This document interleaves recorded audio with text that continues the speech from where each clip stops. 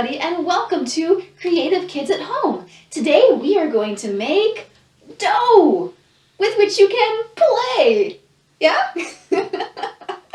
This is a great activity for parents and children to do together because it does involve some cooking, so you want to be safe. But otherwise, let me show you how to make homemade play dough.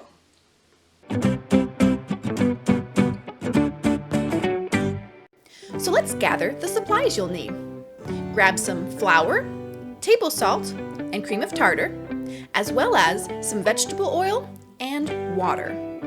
You will also need the following tools: a large pot, a sturdy spoon, some measuring cups and spoons, some wax paper, some quart-sized zip-top bags, and food coloring. So our first step is to measure out 2 cups of all-purpose flour. Place the flour in the large pot. Next, we need to add salt, 3/4 of a cup. Step 3, we're going to add the cream of tartar. You can find cream of tartar at the grocery store in the spice aisle.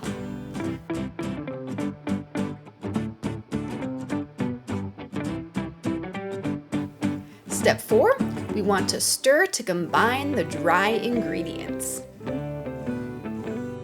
Next, we are going to add 2 cups of water and 2 tablespoons of oil. You can use vegetable oil, canola oil, or coconut oil. It's your choice. Starting on step 7, you're going to need adult supervision. This is when we turn on the heat. Turn your stove's burner onto medium heat and then start stirring. You're going to want to cook the mixture and stir constantly until it forms into a ball. At first, it looks like pancake batter, but eventually, as the flour cooks and the mixture incorporates, it starts to come together into a loose ball. Step 9 is very important. You must wait for the ball of dough to be cool enough to touch. This will take several minutes, so please be patient. Do not skip out on this step or else you may burn your fingers. So please wait until the ball of dough is cool enough that you can touch it comfortably. Next, turn your dough out onto a piece of wax paper or a clean table or countertop. Now you're going to want to knead the dough until it forms a nice, smooth ball. Once the ball of dough is smooth, divide it into smaller pieces. Each piece can be dyed a different color. Here, I'm going to do 3 dough balls for 3 different colors. Place each ball of dough in its own quart-sized zip-top bag. Now it's time to add some color to our dough. We are going to do this by adding food coloring. I have gel food colors, but you're welcome to use the liquid dropper kind. In this example, I'm using brown, blue, and yellow dye. Squeeze the air out of each bag and then seal the top.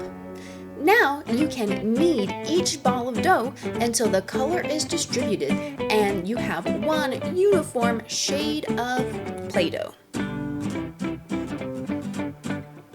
Congratulations! You now have some beautiful dough that's ready to play with.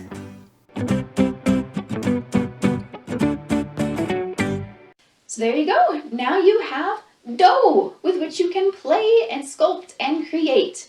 I noticed that the finished product is actually pretty soft. It's easy to sculpt and mold. The color doesn't transfer to your fingers very easily, which is really nice.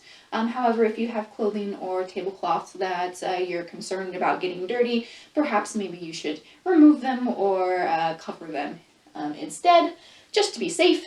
But it comes together very nicely, and you can sculpt little figures like this. The bear.